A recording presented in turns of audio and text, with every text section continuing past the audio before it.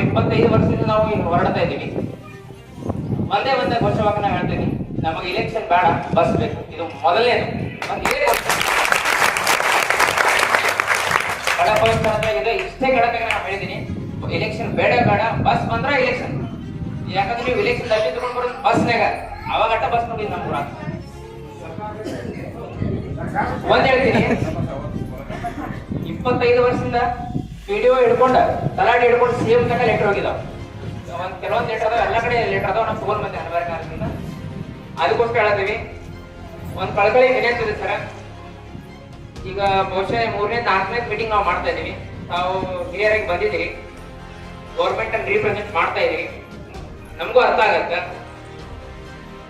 ತಾವುಗಳು ಬಸ್ಗಳು ತಗೊಂಡ್ ಬರ್ಬೋದು, ಡಬ್ಬಿ ತಗೊಂಡ್ ಬರ್ಬೋದು, ಅದು ನಿಮ್ಮ ಹಕ್ಕು. ಹಾಗೆ ನಾವು ವೋಟ್ ಮಾಡಬೇಕು ಬೇಡವೋ ಅನ್ನೋದು ನಮ್ಮ ಹಕ್ಕು. ಇಲ್ಲಿವರೆಗೆ ತಾಲೂಕಿನಲ್ಲಿ ಯಾವ ಒಂದು ದಿವಸ ನಾವು ಏನು ಕೇಳಿಲ್ಲ. ಬಹಿಷ್ಕಾರನ ಮೊದಲನೇ ಬಾರಿ ಮಾಡ್ತಾ ಇದೀವಿ. ನಾವು ಎಲ್ಲ ರಾಜಕಾರಣಿಗೆ ಹೇಳಿದೀವಿ, ಎಲ್ಲರಿಗೂ ಹೇಳಿದೀವಿ. ಬಟ್ ಇವಾಗ ಕೊನೆ ಆಗಿದೆ, ಅಂತ್ಯ ಆಗಿದೆ. ನಾವು ಎಲ್ಲ ಡಿಪೋ ಮ್ಯಾನೇಜರ್ಗೆ ನಾವು ಕಲಿತಿದ್ವಿ, ನಮ್ಮ ಹಿರಿಯರು ಕಲಿತರು. ಅವಾಗಿರೋದ ಬೇಡಿಕೆ ಇದೆ. ನೀವ್ ಏನ್ ಮಾಡ್ತೀರಿ ನಮ್ಗೆ ಗೊತ್ತಿಲ್ಲ. ಮೇ 10 ಇಲೆಕ್ಷನ್ ಇದೆ. ಮೇ 9 6 ಗಂಟೆ ತರ ನಾವು ವೇಟ್ ಮಾಡ್ತೀವಿ. ನಾವುಗಳು ಮತ್ತೊಮ್ಮೆ ನಮ್ಮ ಊರಿಗೆ ಬರಬೇಕು, ಅದು ಆರ್ಡರ್ ತಗೊಂಡ ಬರ್ಬೇಕು.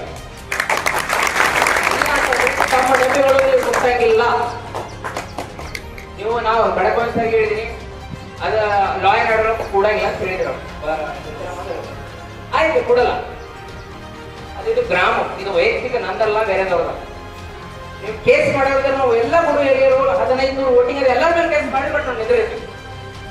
ಇಷ್ಟು ಮಾತು ಹೇಳ್ತೀವಿ. ಇನ್ನು ಮುಂದ ತಾವುಗಳು ಏನ್ ಆಶ್ವಾಸನೆ ಕೊಡ್ತಾರೆ ಅದನ್ನು ನಮ್ಗೆ ಗೊತ್ತದೆ. ಯಾಕಂದ್ರೆ ಸಾಕಷ್ಟು ಆಶ್ವಾಸನೆ ತಗೊಂಡು ನಾವು ಸಾಕಷ್ಟು ನೊಂದಿದ್ದೀವಿ ಸರ್. ಈ ಅಥಣಿಯಿಂದ ಬಡಚಿ ಕೊಪ್ಪಟ್ನೂರ್ ಇದೆ, ಐಗಳಿದೆ. ನಮ್ಮ ಮೊದಲ ವೇಳೆಗೆ ಬಸ್ ನಿಲುಗಡೆ ಅಲ್ಲ, ಸ್ಟೇಜ್ ಹೊಡಿಬೇಕು. ಮೊದಲನೇ ವೇಳೆಗೆ ಅದೇ ಇರುತ್ತೆ ನಮಗೆ. ನೀವೆಲ್ಲ ಇಲ್ಲಿ ಬಂದು ನಾವು ಬಸ್ ನಿಲ್ಲಿಸ್ತೀವಿ, ಆಯ್ತಪ್ಪ ಹೋಗ್ರಿ ಅಂದ್ರೆ ಮುಗಿತು. ಅಷ್ಟಲ್ಲ, ನಮ್ಮ ಮೊದಲನೇ ಕಾರ್ಯ ಆದ್ರೆ ಬಸ್ ಅನ್ನು ಸ್ಟಾಪ್ ಹೊಡಿಬೇಕು, ಸ್ಟೇಜ್ ಹೊಡಿಬೇಕು.